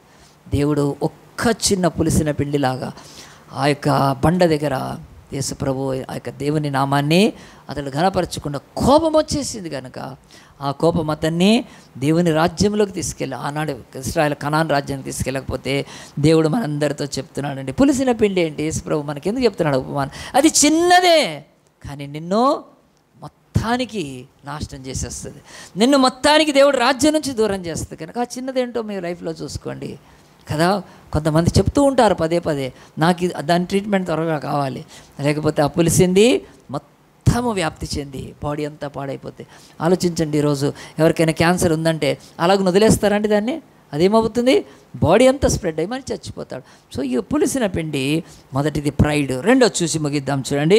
రెండోది మనం అపోస్తలుల కార్యం 5వ అధ్యాయం తీస్తే అది కూడా మనకు చాలాసార్లు విన్నాం, ఒకసారి నేను మచ్చుకు చెప్తాను. ಮತ್ತೆ ఆ యొక్క అపోస్తలుల కార్యం 5వ అధ్యాయంలో ఏముందంటే, యేసుప్రభు ఆయన మరణించి సమాధి చేయబడి తిరిగి లేచాడు, యేసుప్రభు ఆరోహణమై వెళ్ళిపోయాడు.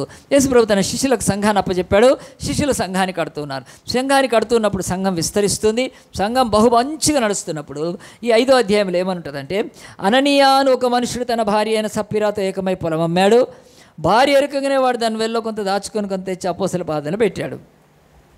ఇక్కడ ప్రాబ్లం స్టార్ట్ అయింది. ఏం స్టార్ట్ అయిందంటే, మరి అపోస్తుల కాలంలో మరి ఏం తెచ్చేవాళ్ళు? వాళ్ళ ఆస్తి అమ్మి పాదాల దగ్గర, అది అపోస్తులు చెప్పలేదు కానీ వాళ్ళే దేవుడిని అంతగా ప్రేమించి ఇచ్చారు. అలాగని అననీయ సప్పిరా అని ఒకళ్ళు చర్చ్ మెంబర్సే ఆ యొక్క పేతురు దగ్గరికి వచ్చి, అయ్యా మేము అమ్మేమని చెప్పారు. అప్పుడు పేతురు ఎంత సంతోషపడాలని, పేతురు ఎంత కనపరచాలి, అబ్బా మీరు ఎంత దాతృంగా ఉన్నారు, ఎంత గొప్పవాళ్ళు, ఎంత మంచివాళ్ళు, మీ పొలమంతా అమ్మి తీసుకొచ్చి చర్చికి ఇచ్చారు. ఇవన్నీ ఏమనలేదండి. పేతురు చాలా బాధపడిపోయాడు, పేతురు చాలా దుఃఖపడ్డాడు, పేతురు చాలా అతని మనసులో గాయమైపోయింది. ఎందుకనంటే ఆ అమ్మిన ఇద్దరు ఆ యొక్క తీసుకొచ్చిన ధర, ఆ వెల ఏం చేస్తుందంటే మోసపూరితమైంది. చూడండి అక్కడ బైబిల్లో రాయబడి ఉంటుంది. అప్పుడు ఆ యొక్క అపోస్తులు పెట్టినప్పుడు దేవుని యొక్క వాక్యము పాదాల యొద్ద పెట్టినప్పుడు 3వ వచనం, అప్పుడు పేతురు అననీయ ఈ భూమి వెలలో కొంత దాచుకొని పరిశుద్ధాత్మను మోసపుచ్చుటకు సాతాను ఎందుకు నీ హృదయం ప్రేరేపించను? అది నీ వద్ద ఉన్నప్పుడు అది నీదే కదా, అమ్మిన పిమ్మట అది నీ వశమేం లేదా? ఎందుకు ఈ సంగతిని హృదయంలో ఉద్దేశించుకున్నావు? నీ మనుషులతో కాదు దేవునితో అబద్ధం ఆడితివని చెప్పినప్పుడు అననీయ ఈ మాటలు వినుచూనే పడి ప్రాణం విడగా విన్న వారందరూ మిగుల భయపడిపోయారు. ఏంటండి, చర్చిలో ఒక ఆఫరింగ్ ఇచ్చి చచ్చిపోయిన వాళ్ళు వీళ్ళే, ఒక కానుక ఇచ్చి చచ్చిపోయిన వీళ్ళే, తమ పొలం అమ్మి తీసుకొచ్చి పెడితే కూడా చచ్చిపోయిన వాళ్ళు వీళ్ళే. ఎందుకు ఇంత బాధ? దేవుడికి ఎందుకు ఇంత భయంకరం, ఇంత భయంకరంగా శిక్షిస్తారు? అవును, ఎందుకంటే మనిషిలో ఆశ అది మనల్ని ఉన్నతంగా తీసుకెళ్తుంది, దురాశ పాతాళంగా తీసుకెళ్తుంది. సో నీ బ్రతుకులో ఆశ మంచిదే, తప్పులేదు, దురాశ చాలా చెడ్డది. వీళ్ళలో ఒక దురాశ కనిపిస్తుంది. అదేంటో తెలుసా అండి? మేము ఇచ్చినా కానీ మేము కొంత దాచిపెట్టుకొని ఇలాంటిది చర్చిలో ప్రాక్టీస్ చేయించాలి అందరికీ. అందరు ఇచ్చేస్తున్నారు పిచ్చోళ్ళలాగా, మీరు కొంత ఉంచుకోవాలి, కొంత తెలివి ఉండాలి, కొంత లోక జ్ఞానం ఉండాలి అన్నట్టుగా వాళ్ళు ఏం చేశారంటే ఒక కపటముగా ఈ యొక్క ఆఫరింగ్ ఇచ్చారు. మరి ప్రియ దేవుని బిడ్డలారా, ఇది ఈరోజు మతోన్మాదులు కదా, వినండి, వాళ్ళకు జవాబు చెప్పండి. కుక్క కాటుకు చెప్పు దెబ్బ కొట్టినట్టు చెప్పాలి, మనం మామూలుగా చెప్పకూడదు.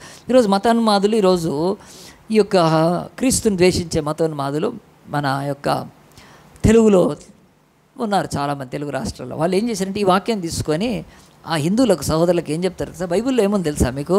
బైబిల్లో ఒక చోట ఉంటుంది అపోస్తల కార్యం, ఆడికి అపోస్తల కార్యం అంటాం కూడా రా సరిగ్గా, ఏదో అంటాడు అననీయ ఇదిగో ఆ యొక్క పేతురు అనేవాడు యేసుప్రభు శిష్యుడు డొనేషన్ సరిగ్గా ఇవ్వనందుకు ఒకళ్ళని చంపేశాడు అని చెప్తారు.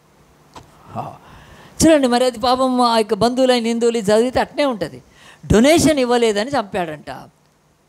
ఆడికి కానుక అర్పణ ఇవి కూడా ఏం తెలియదు కానీ డొనేషన్ అంటున్నాడు. దాన్ని చర్చిలో ఎవడేం డొనేషన్లు తీసుకోడు. డొనేషన్ తీసుకోవడానికి ఇది సొసైటీ కాదు, ఇది ఎన్జిఓ కాదు. దీంట్లో డొనేషన్ ఇక్కడ ఎవడు తీసుకోడు. ఇక్కడ దేవునికి అర్పణ తీసుకుంటాడు, దేవుడు అర్పణ తీసుకుంటాడు. కానుక కూడా కాదు, కానుక నువ్వు తీసుకెళ్ళి బర్త్డేకో నీ పెళ్ళిళ్ళకో కానుకలు ఇస్తారు, గిఫ్ట్లు ఇస్తారు. ఇక్కడ కానుక కూడా తీసుకోడు దేవుడు, అర్పణ.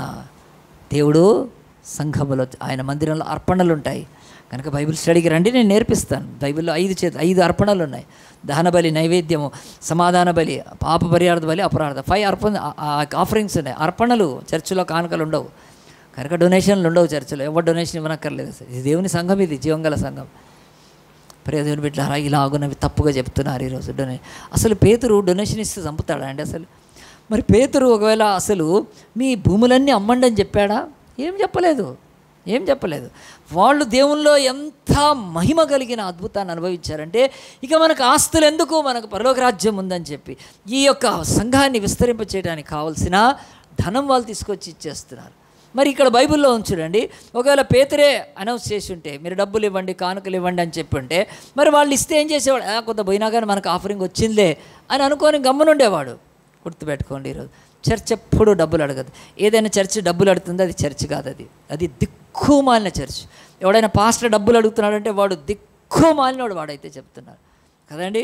డబ్బులు ఇవ్వండి, మీరు దీవెన పొందుతారు కదా. ఈ మినిస్ట్రీకి ఇవ్వండి, దానికి ఇవ్వండి, దీనికి ఇవ్వండి అని ఆ యొక్క GPay number, PhonePe number, Paytm number, వాడు పనికి మాలినోడు. గుర్తుపెట్టుకోండి, వాడు చర్చ్ ఎన్నడూ డబ్బులు తీసుకోలేదండి. తీసుకొచ్చి ఆ యొక్క పేతురు వాళ్ళు సమస్తం వదిలిపెట్టుకొని వచ్చారు. వాళ్ళకి డబ్బు కాదు, మహిమను వెంటాడుతున్నారు. వాళ్ళు చచ్చిపోయిన వాళ్ళని బతికించేవాళ్ళు. అలాంటి మహిమలో ఉన్న వాళ్ళకు డబ్బులు ఏంటండి? పేతురు యోహాన్లు వాళ్ళ యొక్క దోనెలు, వాళ్ళ సమస్తం వదిలిపెట్టి యేసుప్రభువుని వెంబడిస్తారు. వాళ్ళకి ఇప్పుడు డబ్బులతో ఏం పని? ఆ డబ్బులు కావాలంటే అవి చేసుకునేవాళ్ళు. అందు గురించే మీరు చూడండి, నేను చదువుతాను చూడండి, నాకు మీ కళ్ళ దగ్గర పెడతాను. దేవుని యొక్క వాక్యం చెప్తుంది చూడండి.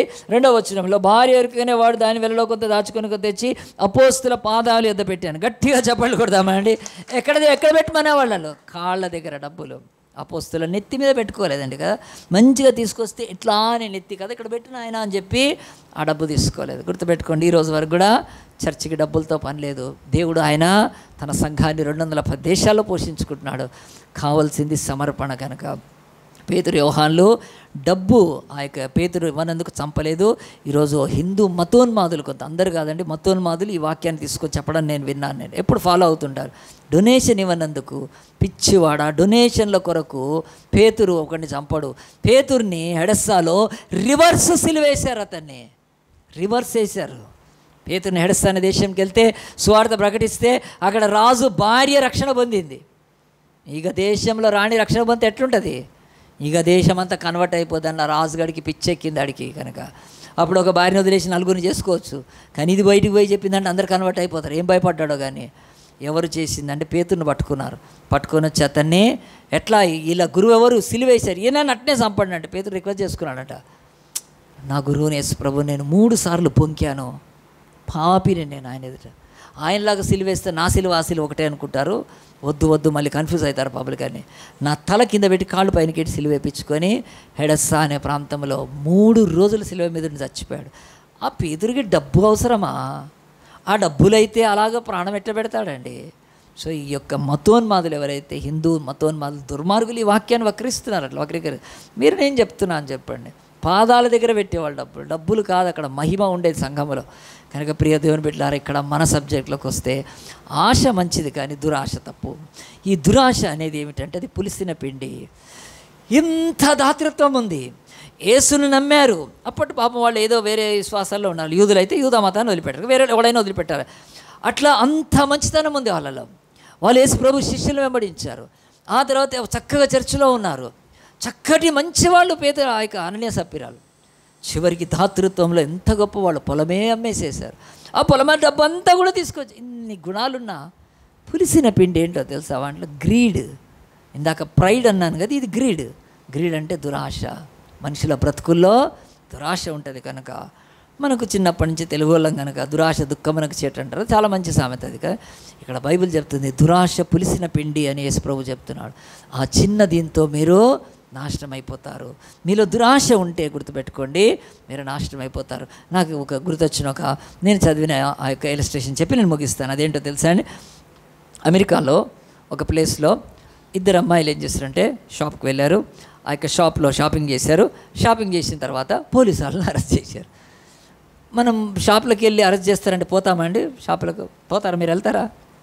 కాదండి. మరి ఎందుకు అరెస్ట్ చేశారంటే ఆ యొక్క సిటీ పేరు హప్కాన్ సిటీ అని. ఆ యొక్క వెళ్ళిన షాప్ పేరు షాప్ రైట్, దాని పేరు షాప్ రైట్ దాని పేరు. అది అమెరికాలో న్యూజెర్సీలో ఉంది. అక్కడ వెళ్ళిన 2 అమ్మాయిలు ఏం చేశారు, అది సూపర్ మార్కెట్ వెళ్ళారు. అక్కడ ఎవరు కూడా సేల్స్ వాళ్ళు ఉండరు. మనమే సూపర్ మార్కెట్లో ఏది కావాలో అది తీసుకోవాలి. బయటకు వచ్చినప్పుడు బిల్లింగ్ చేసుకొని బయటికి రావాలి. వాళ్ళు చాలా తీసుకున్నారు. అలాగున్న బయటకు వచ్చారు. వాళ్ళు బిల్లింగ్ చేశారు. కానీ బయట ఏం రాగానే పోలీసు వాళ్ళు వెంటనే పోల్ చేస్తే వచ్చేసారు. వచ్చి వాళ్ళని పట్టుకున్నారు. పోలీసు వాళ్ళు వచ్చే లోపల వాళ్ళని 2 రూమ్లో పెట్టారు. ఎవరు అంటే 2 అమ్మాయిలు. వాళ్ళు ఏం చేశారంటే $157 సంథింగ్ ఆ యొక్క కొన్నారు. కానీ $27కే బిల్ చేశారు. బిల్ చేసి ఏం చేశారు, మిగతా మెల్లగా పెట్టుకొని ట్రాలీలో బయటకు వచ్చేసారు. షాప్లోంచి బయటకు వచ్చిన తర్వాత వెంటనే అక్కడ కెమెరాస్ ఉంటే పట్టుకొని వాళ్ళని అడిగారు, మీరు ఎందుకు ఈ పని చేశారు? మీ దగ్గర ఇంత ఉంది కదా, మీరు $27 పే చేయడం ఏంటి? మీరు షాప్ లిఫ్టర్స్, మీరు దొంగతనం చేశారని.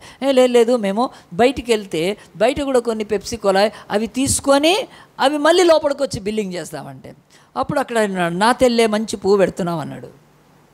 బయటికి వెళ్ళినాక వస్తారా లోపలికి? ఎంత తప్పండి కదా. అలాగున బుకాయించారు. డబ్బులు కడతామన్నారు. ఆ తర్వాత అంటే లేదని ఆ యొక్క హప్కాన్ సిటీ పోలీసులు, లేడీ పోలీసు వచ్చారు. వచ్చినాక 2 అమ్మాయిలకు బెడిలేసేసారండి. బెడిలేసేసి తీసుకొని పోయి కేసు పెట్టారు. అది వైరల్ అయింది. మార్చి 19న జరిగింది ఇది. ఇప్పుడు యూట్యూబ్లో కూడా ఉందండి, మీరు కొడితే వస్తుంది. కనుక ఆ 2 ఎవరంటే మన ఇండియన్స్. ఆ 2 ఇండియన్స్లో మన సిగ్గు తీయటానికి వాళ్ళిద్దరు తెలుగోళ్ళే. ఒక అమ్మాయి హైదరాబాదు, ఇంకొక అమ్మాయి గుంటూరు అమ్మాయి. వాళ్ళు ఎందుకు వెళ్ళారు అమెరికాకి? ఇప్పుడు అందరూ వెళ్తున్నారు కదా, మన చర్చిలోంచి కూడా ఎంతోమంది వెళ్ళారు కదా, వెళ్తూ ఉన్నారు. అక్కడ ఎంఎస్ చేయడానికి వెళ్ళారు. వాళ్ళు చదివే కాలేజ్ పేరేంటి? Stevens institute of technology. బహుశా ఎంఎస్ చేయడానికి వెళ్ళి ఉంటారు. చాలా కోర్సులు ఉంటాయి కానీ ఎంఎస్ కోర్స్ చేయడానికి వెళ్ళి ఉంటారు. ఇక్కడ బీటెక్ ఇంటర్నేషనల్ స్టూడెంట్స్ వాళ్ళు కదండి. ఒక ఇంటర్నేషనల్ ఫ్లైట్ ఎక్కి వీసా పొంది ఆ దేశంలో దిగి, ఇదేమి బతుకు? చిన్న దొంగిలించడము చూడండి. తర్వాత వాళ్ళిద్దరు ఇంటర్వ్యూస్ కూడా వచ్చినాయి. 18 minutes వీడియో అది ఈరోజు. ఉంది. యూట్యూబ్లోతో పాటు ఇన్స్టాగ్రామ్లో పాటు చాలా వాటిల్లో ఉంది. అది ఎంత భయంకరం అండి. నువ్వు ఇంటర్నేషనల్ స్టూడెంట్ అయ్యి నువ్వు ఇక్కడ నుంచి పాస్ అయ్యి క్వాలిఫై అయ్యి నువ్వు ఒక మంచి యూనివర్సిటీలో సంపాదించుకొని కొన్ని లక్షలు డిపాజిట్లు పెట్టాలి, ఎన్నో చూపించాలి. ఇవన్నీ అయ్యి చదువుకుంటూ కదా ఈరోజు కాకపోతే రేపు సంపాదించుకుంటావే. నువ్వు ఒక షాప్లోకి వెళ్ళి ఈ షాప్ లిఫ్టింగ్ ఏంటి, దీంట్లో ఎత్తుకడం ఏంటి, ఎంత దరిద్రం కదా అది. సో ఆ పిల్లలంతా చదువుకొని అంత జ్ఞానం ఉండి అన్నీ ఉండి కూడా మంచి ఇంగ్లీష్ మాట్లాడగలిగి వేరే దేశంలో చదువుకుంటూ మంచి యూనివర్సిటీలో చదువుతూ కూడా దురాశ అనేది ఏంటో తెలుసా, అది పులిసిన పిండి. ఈరోజు మిమ్మల్ని పట్టిస్తే వాళ్ళిద్దరు అడుగుతున్నారు ఆ ఇంటర్వ్యూస్ కూడా, వాళ్ళు అడిగినవి కూడా అంతా రికార్డ్ చేశారు. ఆ యొక్క డాష్ క్యామ్ మీద అంటారు కనుక ఆ కెమెరాలో రికార్డ్ అవుతూ ఉన్నప్పుడు అడుగుతున్నారు ఇంకా ఇది మాకు H1B వీసాకి ఎఫెక్ట్ అవుతుందా అని అడుగుతున్నారు. ఆయన అన్నాడు కరెక్ట్ అవుతాడు. పోలీసు వాళ్ళు ఆన్సర్ ఎస్ అవుతుంది, మీ రికార్డ్ పోలీస్ రికార్డుకి వస్తే మిమ్మల్ని దేశంలోంచి డిపార్ట్ చేసి పంపిస్తారు. ఉన్నట్టు కట్టి ఎత్తి ఇండియాలో పడేస్తారు, ఎక్కిచ్చేస్తారు, ఫ్లైట్ వచ్చి పోలీసు వచ్చి ఎక్కిచ్చేస్తారు ఫ్లైట్లో. ఎంత అవమానం కదా. ఆలోచించండి ప్రియ దేవుని బిడ్డలారా, బైబిల్ చెప్తుంది దురాశ ఈరోజు పులిపిండి. అది ఏ క్రైస్తవుడైనా పరలోక రాజ్యాన్ని ఎట్లా పోగొట్టుకుంటాడంటే దురాశతో పోగొట్టుకోవచ్చు. ఆ చిన్న చిన్న దురాశ అది ఒకరోజు నీ యొక్క సిగ్గుని అవమానాన్ని కూడా బసారు పాలు చేసేస్తుంది. ఆలోచించండి ప్రియ దేవుని బిడ్డలారా, ఈ బైబిల్ చెప్తూ ఇప్పుడు దేవుని వాక్యంలో 2 వచనాలు చూసి మనము ప్రార్థన చేసుకుందాం. 1 కొరింథీ తీయండి, యేసుప్రభు అక్కడ లేకుంటే గలతీలకు రాసిన పత్రిక తీయండి. గలతీలకు రాసిన పత్రికలో 5వ అధ్యాయంలో 2 మాటలు ఇది బైబిల్లో కంటిన్యూ చేశారు. తర్వాత అపోస్తులు కూడా చెప్పారు కనుక గలతీలకు రాసిన పత్రిక 5వ అధ్యాయము చూడండి 2వ వచనం. చూడండి మీరు సున్నతి పొందినేళ్ల క్రీస్తు వల్ల మీకు ప్రయోజనమేమీ కలగదని పౌలను నేను మీతో చెప్పుచున్నాను. గలతీలకు రాసిన పత్రిక 5వ అధ్యాయంలో ఆ మాటలు కిందికి వచ్చేస్తే ప్రభు ఆ యొక్క 9వ వచనం, పులిసిన పిండి కొంచెమైనను ముద్దంతయు పులియ చేస్తుంది. జాగ్రత్త. మీలో చిన్న దురాశ మీ బ్రతుకునంత నాశనం చేస్తుంది. మీలో చిన్న గర్వము అది మీ యొక్క బ్రతుకునంతటిని నాశనం చేస్తుందని చెప్పి ఇప్పుడు 1 కొరింథీ 5వ అధ్యాయం తీస్తే ఇక్కడ పౌలు ఈ సంఘానికి రాస్తూ కూడా ఈ పులిసిన పిండి ఈ యొక్క లిటిల్ లీవెన్ గురించి మాట్లాడుతూ ఈ యొక్క బైబిల్లో ఇంకొక సందర్భంలో అపోస్తలుడైన పౌలు ఆ యొక్క కొరింథీయులకు రాసిన పత్రిక 5వ అధ్యాయంలో అంటాడు చూడండి, అక్కడ మీలో జారత్వం అన్నదని వదంతి కలదు అని చెప్పేది ఒక పాపం అని పులిసిన పిండి అని చెప్పి 4వ వచనం చూస్తే ఏమనగా ప్రభువైన యేసు దినమందు వాని ఆత్మరక్షణ బట్లు శరీరచ్చలు నశించటకమైన ప్రభువైన యేసుక్రీస్తు నామమున మీరును నా ఆత్మయు మన ప్రభువైన యేసుక్రీస్తు బలంతో కూడా వచ్చినప్పుడు అట్టి వాటిని సాతానుకు అప్పగింపవలను. మీరు అతిశయపట్టే మంచిది కాదు. అంటే మీరు పాపం చేస్తూ అతిశయపడుతున్నారా? అంటే మీలో పులిసిన పిండి పెట్టుకొని అతిశయపడుతున్నారా? అది ఎంత మాత్రం కాదు. ఆ శరీరచ్చలు ఆ కోరికలు అవి మిమ్మల్ని నాశనం చేసేస్తాయని. తర్వాత అంటాడు పులిసిన పిండి కొంచెమైనను ముద్దంతయు పులియ చేయనండి మీరు ఎరగరా? మీరు పులిపిండి లేనివారు కనుక క్రొత్త ముద్ద అవుటకై ఆ పాతదైన పులిపిండిని తీసి పారవేయుడి. ఇంతేకాక క్రీస్తు అను మన పస్కా పశువు వధింపబడెను అని ఎందుకు ఈ యొక్క సడన్గా పౌలు అది ఎత్తాడంటే 2 నిమిషాలు వినండి మంచిగా. ఇశ్రాయేలును దేవుడు విమోచించాడు కదా, ఐగుప్తులోంచి వాళ్ళు బయటకు వచ్చారు కదా. వాళ్ళు ఐగుప్తులోంచి బయటకు వచ్చినప్పుడు ఏం చేశారు? ఒక గొర్రె మేక రక్తాన్ని వారి ద్వారబంధాలకు పుచ్చుకో. ఆ రాత్రి సంహార దూత బయలుదేరి ఐగుప్తులను అందరినీ చంపేస్తున్నప్పుడు ఇశ్రాయేలు బతికారు. వాళ్ళ పెద్ద కుమారుడు జ్యేష్ఠ కుమారుడు బతికాడు. ఆ రాత్రి దేవుడు ఏం చెప్పాడంటే మీరు నడుము కట్టుకొని కదా అర్పించిన ఆ గొర్రె పిల్లను దాన్ని మీరు తినాలి. ఆ తర్వాత ఏం చేయాలి? మీరు రొట్టెలు తీసుకొని ఆ రొట్టెలు ఎలాంటివంటే అవి పులిసినవి ఉండకూడదు. ఎందుకు పులియదంటే అది ఎక్కడ టైం ఉంది? రాత్రి బయలుదేరుతున్నారు వాళ్ళు. రాత్రి బయలుదేరితే ఆ పిండిని ఎక్కడ పులిసి పెడతారు కనుక ఆ రోజు మీరు ఐగుప్తులోంచి బయటకు వచ్చినాక పులియనిది లేకుండా వచ్చారు. అంటే పులిసిపోయింది కాకుండా వచ్చారు. అది పులియని రొట్టెల పండగ అని దేవుడు వాళ్ళకు ఒక పండగ, యూదుల 7 పండగల్లో పస్కా పండగ తర్వాత పులియని రొట్టెల పండగ చేస్తారు వాళ్ళు. ఎందుకంటే పులియని రొట్టె అది ఏమాత్రం టేస్ట్గా ఉండదు. పులియని రొట్టె అది ఏమాత్రమో మంచిగా ఉండదు. పులియని రొట్టె ఏమాత్రం తినబుద్ధి కాదు. కానీ దాంట్లో ఇక పులుసు ఉండదు, ఇక పులిసిన ఆ తత్వం ఉండదని చెప్పి దేవుడే నేర్పించారండి. ఐగుప్తులో పులిసిపోయిన బతుకు మీది, మీ బతుకు పులిసిపోయిన పాపములో శాపములో అవిధేయతలో అక్రమంలో బతికిన ఇప్పుడు మిమ్మల్ని పులియని రొట్టెలంటే కనాను వైపు తీసుకెళ్తున్నాడు. ఎంత మంచిది జ్ఞాపకం చేశాడు చూడండి పౌలు కదండి. కనుక ఈనాడు చెప్తున్నాడు మనందరము పస్కా అనే యేసుక్రీస్తు రక్తాన్ని తాకినట్లయితే, ఆయన రక్తంలో కడగబడిన వాళ్ళమైతే మన బ్రతుకు పులియకుండా ఉండాలి.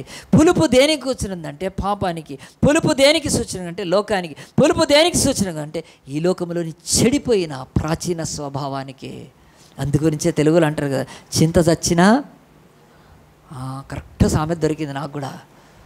నిజంగండి. కనుక మనిషి బ్రతుకులో పులిసిపోయినారు కనుక దాన్ని తీసి పారేయండి. యేసుప్రభు ఎందుకు చెప్తున్నాడు ఈ ఉపమానము?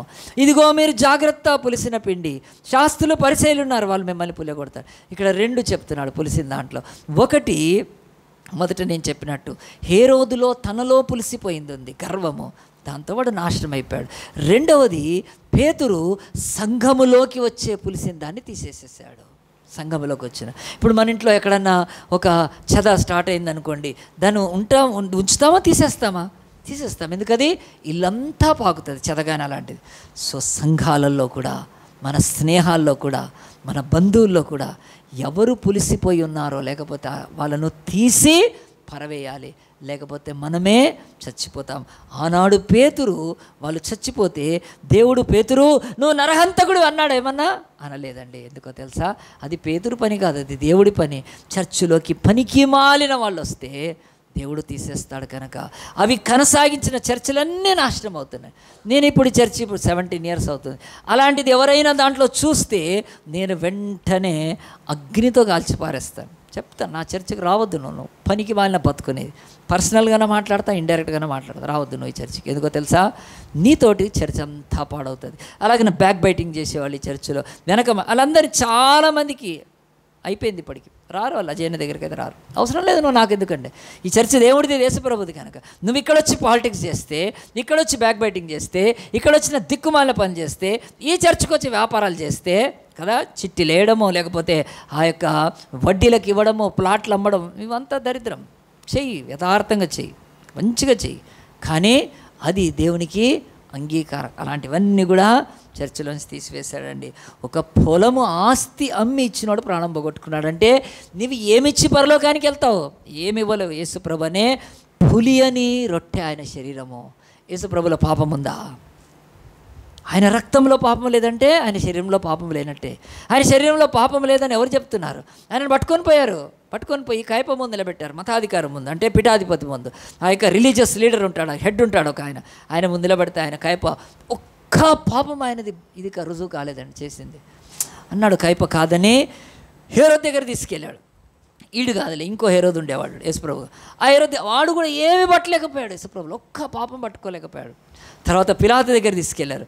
పిలాతు అయితే చూసి, అరే ఈయన ఏమి తప్పులేదు, నా దగ్గర పట్టుకొచ్చారని అని చివరికి ఆయన చేతులు కూడా కడుక్కొని వదిలేశాడు కదా. యేసు ప్రభులో పాపం లేదంటే యేసు శరీరములో నిర్దోషమైన, నిష్కళంకమైన, దాగు మచ్చలు, అతి పవిత్రమైన శరీరం కదా. ఆయన బ్రతుకులో పులిసింది లేదు. కనుక యేసు ప్రభు చెప్తున్నాడు, మీలో పులిసిందంటే చూసుకోండి. పులిసిపోయిన మీరు కదా, పులి అని నా బ్రతుకుతో కలవలేరు మీరు. అయినా నా రక్తంతో కడుగుతాను, మీరు మారితే నాతో ఉంటారు. కనుక యేసు ప్రభు సంఘానికి ఏం పేరండి? పరిశుద్ధుల సంఘం అని. కనుక ఈరోజు భూమి మీద ఎన్ని సంఘాలు ఉన్నాయండి కదా. మాదిగ సంఘం ఉంది, మాల సంఘం ఉంది, కమ్మ సంఘం ఉంది, రెడ్ల సంఘం ఉంది, ఆ యొక్క సాకలోల సంఘం. ఎన్ని సంఘాలు లేవు ఈరోజు? ఎన్నో సంఘాలు. కానీ యేసు సంఘం ఏంటో తెలుసా? పరిశుద్ధ సంఘం. గట్టిగా చెప్పళ్ళు కొడదామా? హోలియస్ట్ ఆఫ్ హోలీ కాంగ్రిగేషన్ ఆయనది, పరిశుద్ధుల సంఘం. అది ఎట్లా పరిశుద్ధంగా అవుతుందంటే దేవుడు చెప్తున్నాడు, పులిసినది మీ బ్రతుకులోంచి తీసివేయండి, పులిసింది బయట పారవేయండి అని. యూదుల పండగ ఆచరించేటప్పుడు ఏం చేసేవాళ్ళు తెలుసా అండి? వాళ్ళ ఇంట్లంతా ఎతికేవాళ్ళంట. ఎక్కడైనా పులిసిందుండో దేవుడి యొక్క ఉగ్రత వస్తుంది. అటు ఐగుప్తులంతా చచ్చిపోతున్నారు రాత్రి అందరు. రాజు దగ్గర నుంచి రౌతు వరకు అందరి ఇళ్లలో శవాలు వేసినాయి. మన ఇంట్లో శవం లేవకూడదంటే ఖచ్చితంగా పులిసింది. ఎతికే వాళ్ళంటే ఇంట్లో తెలుసా? యూదుల పండగ చేసుకునేటప్పుడు ఇప్పటికీ చేస్తారు వాళ్ళు. ఇంట్లో ఎక్కడ పులిసిపోయింది ఉండకూడదు, ఈస్ట్ ఉండకుండా పులిసిపోయింది తీసి బయట పారేసేసి ఆ ఒక్కరోజుకి పులియని రొట్టె చేసుకొని తింటూ ప్రార్థన చేసుకుంటారు. వాళ్ళు ఆ పాత్ర పెట్టి, దేవా ఒకప్పుడు ఐగుప్తులోంచి మమ్మల్ని విడిపించావే, మేము నీ కొరకు పరిశుద్ధంగా బ్రతకాలని వారి యొక్క శరీరంలో, వారి ఇంటిలో, బ్రతుకులో ఆ పులిసింది పరీక్షించుకుంటూ ఆ పండుగ చేస్తారు. కనుక ఇప్పుడు చూస్తారా? దయచేసి నాతో పాటు 1 కొరింథీ ఈ యొక్క 5వ అధ్యాయంలో ఈ మాటలు ఉండండి. ఇప్పుడు నేను చెప్పిన దానికి మీకు కళ్ళకు కట్టినట్టు అర్థమవుతుంది. నేను చదువుతాను. 1 కొరింథీ 5వ అధ్యాయంలో ఇందాక కింద చదివాం కదా, ఆ యొక్క బైబిల్లో చూడండి. 6వ వచనం, మీరు అతిశయపడ్డ మంచిది కాదు, పులిసిన పిండి కొంచెమైనా ముద్దంతా పులిసిపిండి మీరు ఎరగరా, పులియజేయని ఎరగరా, మీరు పులిపిండి లేనివారు కనుక. అంటే మీరు వెళ్ళి ఆ పులిపిండి ఒకప్పుడు ఉండేది, ఇప్పుడు మారిపోయారు కనుక క్రొత్త ముద్ద అవుటకై, క్రీస్తు యేసులో క్రొత్త సృష్టిగా మార్చటకై ఆ పాతదైన పులిపిండిని తీసి పారవేయండి. మీలో ప్రైడ్, గ్రీడ్ కదండి, గర్వము, ఆ యొక్క దురాశలు లాంటివి ఏమున్నా పాప సంబంధం తీసివేయండి. ఇంతేకాక క్రీస్తు అను మన పస్కా పశువు. యూదులు ఆనాడు ఐగుప్తులోంచి బయటికి రావడానికి గొర్రెను మేకను, కానీ ఈరోజు ప్రపంచము పాపశాపంలోంచి బయటికి రావడానికి యేసుక్రీస్తు పస్కా పశువుగా వధింపబడెను కనుక పాతదైన పులిపిండితోనైనను, అదే దుర్మార్గత దుష్టత్వమను పులిపిండితోనైనను కాకుండా నిష్కాపట్యమును సత్యమను పులియని రొట్టెతో పండుగ ఆచరించండి కదా. మీరు మంచి పవిత్రమైన నిష్కపటమైన సత్యమైన పులిసిపోని రొట్టె వలె మీ జీవితాన్ని ప్రభువుకు సమర్పించుకొని బ్రతకమని చెప్తున్నాను. అందరము తళ్ళు వంచుదాము, కళ్ళు మూసుకుందాము. ప్రభా, ఈరోజు నీ ఎదుట ప్రభా మేము ఇంకొక ఉపమానాన్ని నేర్చుకున్నాం ప్రభా. యేసయ్యాను ప్రభా, కొత్త నిబంధనలో దాదాపు 68 దాకా ఉపమానాలు చెప్పావు ప్రభా. ఆ ఉపమానంలో పులి అని రొట్టె, ఈస్ట్, అది చిన్నదైనా మొత్తము పులియ చేస్తుంది ప్రభా. నీ రాజ్యంలో ఈరోజు నీ చర్చకు వస్తున్నాను, నేను వెంబడిస్తున్నాను ప్రభా. నాలో పులి అంది ఎక్కడుంది? నా చేతుల్లో పులిసిపోయిన ఉంటే, అంటే నా చేతుల్లో అపవిత్రత ఉంటే, యేసయ్యా నీ రక్తంతో నన్ను కడిగి, నీ చేతుల్లో కారిన రక్తంతో నా యొక్క చేతుల్లో ఉన్న అపవిత్రత అనే పులిసిపోయింది. ఈరోజు ఒక ఇంటిలో ఒక భర్త ఉన్నాడు, అతను అన్నీ మంచిగున్నాయి, అతని చేతిలో పేకాటు ఉంటే ఏమవుతుందండి? అది పులిసిపోయినట్టే. ఇంట్లో డబ్బంతా వ్యర్థమైపోతుంది. ఒకరోజు జూదగాడై అతను నాశనం అయిపోతాడు కదా. చేతుల్లో పాపము పులిసిపోయింది ఏంటి? ఒక పేకాడము కదా. అలాంటి పనికి మాలిన పనులు చేయడమే కనుక దేవుడు వాటిని తీసివేస్తాడు. యేసయ్యా నా చేతుల్లో పులుపు ఉంది నాయన. ఇదిగో అమెరికాలో 2 అమ్మాయిలు వెళ్ళి, అది కూడా తెలుగు అమ్మాయిలు, వాళ్ళ చేతుల్లో దొంగతనం అనే ఒక షాప్ లిఫ్టింగ్ అనే చెడు దురాశ బుద్ధి ఉంది. దాంతో వాళ్ళు పోలీస్ స్టేషన్కి బేడీలు వేసుకొని తీసుకొని వెళ్ళారు. అది ఇండియా అంతా వైరల్ అయింది. ఎంత అవమానం కనుక. ఒక చిన్నది చేతిలో పాపం ఉంటే అది పట్టుకొని పడుతుంది కదా. తీసేసుకో నువ్వు, నేను నీకు సహాయం చేస్తాను. నా చేతుల్లో కొట్టిన మేకు సిలువలోని మేకు ఆ రక్తం నేను క్షమిస్తుంది బిడ్డ. ఇంకా నీ తలలో పులిసిపోయిన చెడు ఆలోచనలు ఉన్నాయా? అపవిత్రమైన ఆలోచనలు ఉన్నాయా? దుర్మార్గమైన ఆలోచనలు ఉన్నాయా? నీ జీవితంలో చెడు ఏదున్నా, యేసయ్యా నీ తలలో ముళ్ళ కిరీటము నా చెడిపోయిన పులిసిపోయిన ఆలోచనలు కడుగుతుంది ప్రభా. ఇంకా అన్నీ కూడా, నోరైతే నోరు, బతుకైతే బతుకు, మార్గమైతే యేసయ్యా నన్ను క్షమించు దేవా. నాలో పులిసింది తీసివే ప్రభా. నీ బోధలు ఎంత గొప్ప బోధలు, ప్రపంచంలో నీకు మించిన బోధకుడు లేడు ప్రభా. ఎంత మంచిగా చెప్తున్నావు ప్రభా. రొట్టెలో పిండి, ఎంత పిండి ఉంటుంది, దాంట్లో చిన్న ఈస్ట్ కలుపుతారు, చిన్న రవ్వంత ఈస్ట్ కలిపితే ఆ పిండి అంతా పులిసిపోద్ది. అది రొట్టె కొరకు చేసుకోవటానికి. కానీ మా బ్రతుకుల్లో మా బ్రతుకును నాశనం చేసేస్తుంది ప్రభా. నువ్వు కరుణించి నా బ్రతుకులో పులిసిందే తీసివేనా. నా మాటల్లో, చూపుల్లో, క్రియల్లో, తలంపుల్లో, ఊహలో, ఉద్దేశంలో, ఆశయాల్లో ఎక్కడెక్కడ పులిసిపోయిందో నేను పరీక్షించుకుంటూ ప్రభా నేను వస్తాను. మన బ్రతుకులో ఒక చిన్న ప్రాబ్లం శరీరానికి వస్తే పరిగెత్తుకొని హాస్పిటల్కి వెళ్ళి, పరిగెత్తుకొని డయాగ్నోస్టిక్కి వెళ్ళి, పరిగెత్తుకొని మనము స్కానింగ్లు చేయించుకొని అది మన శరీరం నుంచి తీసివేసుకోవడానికి ప్రయత్నం చేస్తామే. కానీ పులిసిన అనేకమైన పాత అపవిత్రమైన బ్రతుకు అది నిన్నొకరోజు నాశనం చేస్తుంది. యేసయ్యా సిలువలో 6 గంటలు వేలాడావు మా యొక్క పులిసిపోయిన పాప బ్రతుకుల కొరకు. నీలో ఏ పాపము లేదు నాయన, దాగుమచ్చ. నీ పవిత్రత నాకు దయచేయి, నీ కృప నాకు దయచేయి, నీ నీతిని నాకు దయచేయి, నీ పరిశుద్ధత నాకు దయచేయమంటే పులిసిపోయిన నీ బ్రతుకులోని పులుపు, పాపం, పవిత్రత దేవుడు తీసివేస్తాడు కదా.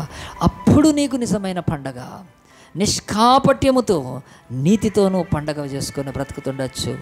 నిన్ను దేవుడు గణపరుస్తాడు. మరి ఆయనకు నీ హృదయాన్ని ఇస్తావా? నీ హృదయంలో పులుపు ఉందా?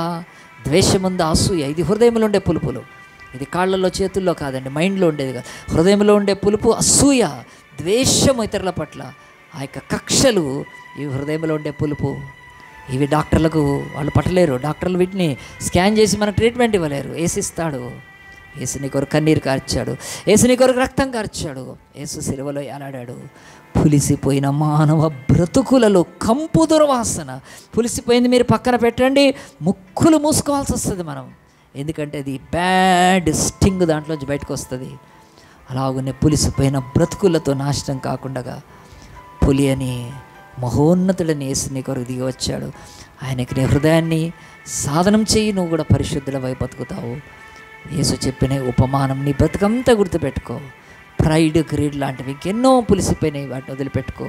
దేవుడు నీకు సహాయం చేస్తాడు. ప్రార్థన చేసుకుందాం. జీవంగల దేవా, పరిశుద్ధుడా, మహోన్నతుడా, కృపామేడ, దయామేడ, బహుజాలి గల దేవా, అత్యంత ప్రేమాస్వరూపి, ఈరోజు ఈ యొక్క తండ్రి వాక్యం విన్న వారందరి హృదయాల్లో నారు కట్టి నీరు పోసి నురంతలు ఫలింపచేయమని, ప్రతి బిడ్డ జీవితంలో నీ పులుపును తీసివేసి ప్రభా పరిశుద్ధమవుటకు నాయన పండగ చేసుకుంటకు సహాయం, విత్తబడిన వాక్యము బహుగా అందరిలో ఫలింపజేసి మేలు దయచేయమని మా ప్రభు, మా రక్షకుడైన మహాపరిశుద్ధుడు, అతి పరిశుద్ధుడైన యేసు నామాన్ని బట్టి ప్రార్థించి వేడుకుంటున్నాము తండ్రి. ఆమేన్.